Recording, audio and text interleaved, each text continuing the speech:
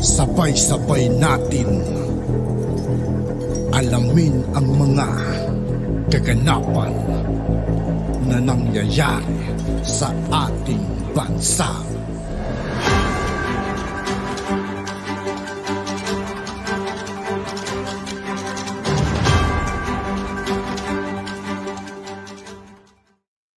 Yo, what's up mga kaibigan? This is I2K po again. Ngayon nandito ulit tayo sa channel ni Pinas News Insider. Dito ulit tayo magbibigay ng komento at reaksyon. Kaya samahan nyo guys. Let's go! Ito ang balita ngayon. Viral ngayon sa mundo ng social media. Ang di umano'y balitang ibalik si dating Pangulong Rodrigo Duterte sa Malacanang. Ito ang naging panawagan ng marami sa ating mga kababayan at ito'y dahil sa billion drug haul na nabuksan sa Maynila at di umano'y matataas na opisyales ang sangkot dito. Pero bago ang lahat mga kabana, sa lahat ng hindi pa nakasubscribe mga kaibigan kay Pinas News Insider, mag-subscribe na po tayo at huwag nyo rin pong kalimutan mag-subscribe dito sa aking channel. At kung hindi ka pa nakasubscribe sa channel na ito, huwag mo nang patagalin yan. I-subscribe mo na yan. At huwag mo rin kalimutang i-click ang notification bell para maging updated ka pa lalo sa lahat pa ng bagong video na i-upload namin. At ito na nga mga kabanat, tila naging mainit nga sa mata ng ating mga kababayan ang nangyaring cover-up di umano sa 6.7 billion shabu haul sa Maynila na kinasasangkutan ng matataas na opisyales ng PNP. Ating matatandaan noon, ibinunyag ni Pangulong Marcos na sa mga pagpupulong niya kay dating Pangulong Duterte bago ang butuhan noon, hiniling sa kanya ng papalabas na Pangulo na unahin ang pagtugon sa problema sa droga sa bansa sa kanyang sariling paraan. At minsan nga sa isang panayam kay Pangulong Bongbong Marcos, gusto niyang maging anti-drug war czar si dating Pangulong Rodrigo Roa Duterte at para ipagpatuloy ang anti-illegal drug campaign ng gobyerno. Ang ganda sana talaga mga kaibigan kung nakasali man nakaupo si Tatay Digong sa loob ng Malacanang kung ibibigay sa kanya yung position na yun at kung tatanggapin ni Tatay Digong siguro yung mga drug lord, ang laki ng takot nila. Takot silang mamatay. Ngunit wala pa namang nangyayaring legal na usapin ng Malacanang. Ngunit ito ang naging pahayag noon ni Pangulong Bongbong Marcos na pamunuan sana ni dating Rodrigo Roa Duterte ang anti-drug campaign kung nanaisin ito. At ngayon, sa nangyayaring pagdinig sa Senado sa 6.7 billion shabu haul sa Maynila na kinasasangkutan ng matataas na opisyalis ng PNP sa pagdinig nga ng Senate Committee on Public Order and Dangerous Drug ay itinaas ni Senator Bongo ang ideya ng posibleng magtrabaho si dating Pangulong Rodrigo Roa Duterte sa kasalukuyang administrasyon bilang anti-drug czar. Ayon nga kay Senator Bongo, kung sakasakali lang, prerogative naman yan ng presidente, appointing authority. Kung sakasakali lang, makakatulong ba kung itatalagang drug czar si dating Pangulong Duterte? Ito ang kanyang naging tanong kay PNP Chief Acorda sa pagdinig ng committee sa multi-bilyong pisong drug haul na nasamsam sa Maynila. Ang tanong na ito ay tinaas si Senator Bongo matapos magpahayag ng pagkabahala na baka masasayang ang pagsisikap ng Administrasyong Duterte na isinaalang-alang ang di umano'y pagkakasangkot ng ilang pulis sa pag-recycle ng mga nakumpiskang droga dahil isang malaking problema sa integridad ng mga kapulisan. Kaya panawagan tuloy ng taong bayan, ibalik si dating Pangulong Rodrigo Roa Duterte dahil isang malaking tulong ang husay at galing niya sa pamumuno. Kaya ibalik ang kamay na bakal. Samantala, hindi naman mapigilan ng marami sa ating mga kababayan na magbigay ng kanilang hinaing at komento sa mundo ng social media. At ayon pa sa kanila, kailangan po talaga na may kinatatakutan ng mga tiwaling pulis. Nakakawalang tiwala, pwera sa matitino na hindi nasisilaw sa pera.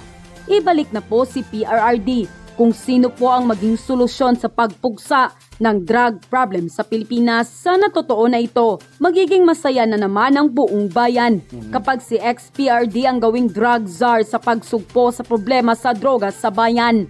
Kailangan talagang ibalik ang kamay na bakal at tapang ni former PRRD dito sa drug issue sa bayan. President Marcos, nananawagan po kami na sana po ibalik niyo na po si former President Duterte sa Malacanang dahil kailangan po ninyo ang kamay na bakal upang mapuksa ang lahat ng buaya sa loob ng Malacanang at mapigilan ang problema sa droga. Pangulong BBM, delikado po kayo pag wala si PRRD sa gilid ninyo. Sana po ay mapansin niyo po ang panawagan namin. Sana sooner na para maibalik ang country drug-free at hindi kawawa ang mga Pilipino.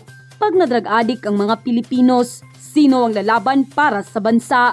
End quote. Tumingin kayo sa akin. Sampalin ko putong. Tumingin kayo sa akin. Dito sa mata ko. Look at me.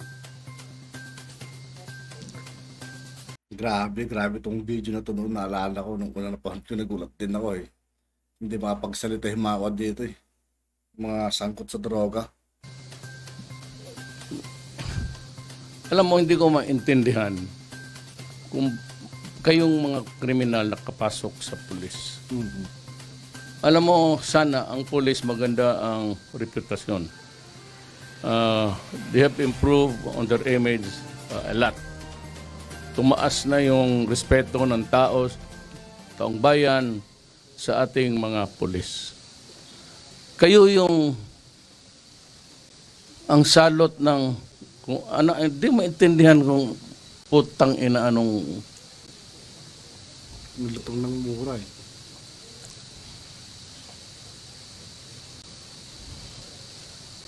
Alam mo, sa totoo lang, prangkahan ko ngayon ang buong Pilipinas. Pag ganon kayo ng ganon, putang ina, papatayin ko talaga kayo. Masiguro ninyo yan. Wala na akong magawa sa inyo, mga ulol kayo. Kung hindi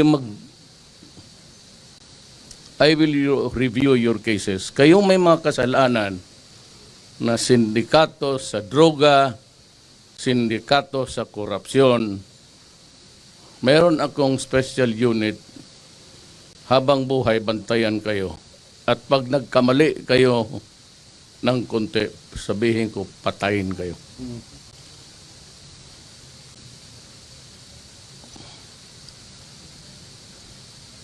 Bakit kayo pumasok sa pulis? Anong nakain ninyo na itong pulis para lang ito sa mga taong may pagmamahal sa bayan at gusto makapagsilbi sa kapwa-tao nila? Bakit kayo napasok dito mga animal kayo? Para naman kayong putang ina, mga aso na eh. Ano, totoo lang, mabuti lang marami tao, may opisyal dito ninyo. Kanina ko pa pinagpapalo ng kayong doon sa may kaso, wag na kayong mag-bail. Wag ninyo akong sisihin. Wag na kayong magkansa, magtiis kayo dyan sa loob. Mas safer ang Pilipinas kung nasa loob kayo. O kung hindi, patay kayo.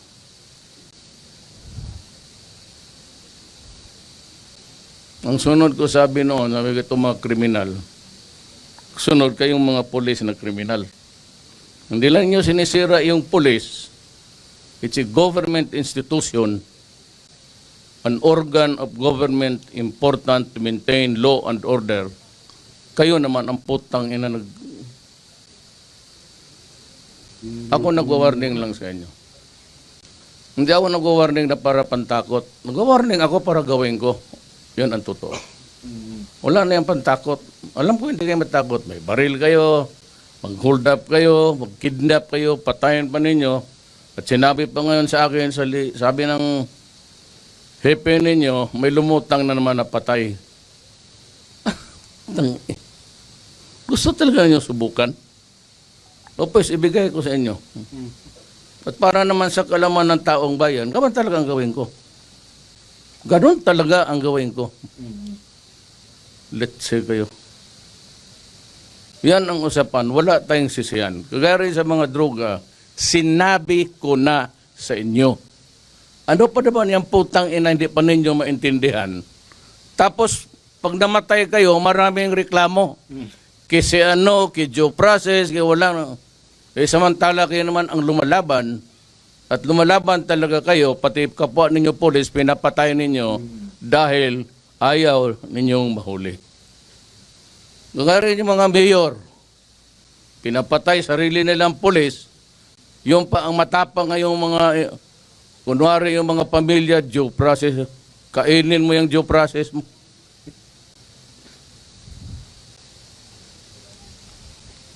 Wala kayong silbi para sa akin. Salot kayo sa lipunan. Winawarningan ko kayo. Kayong mga pamilya nakikinig ngayon, nandito itong mga putang inang, mga asawa ninyo, kapatid, anak. Huwag tayong magsisiyan.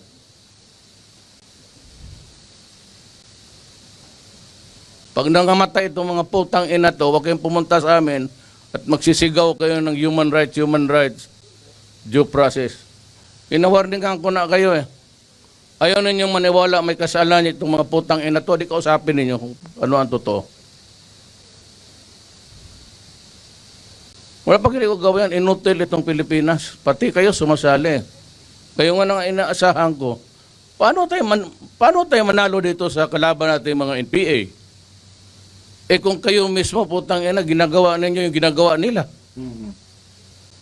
At yun na nga mga kababayan. At yun nga po mga kaibigan, dito po nagtatapos ang ating reaction video. Muli ako po si I2K ng Sundalo ng Dunggalo at 811. Maraming salamat sa patuloy na pagsuporta. Yeah, peace out.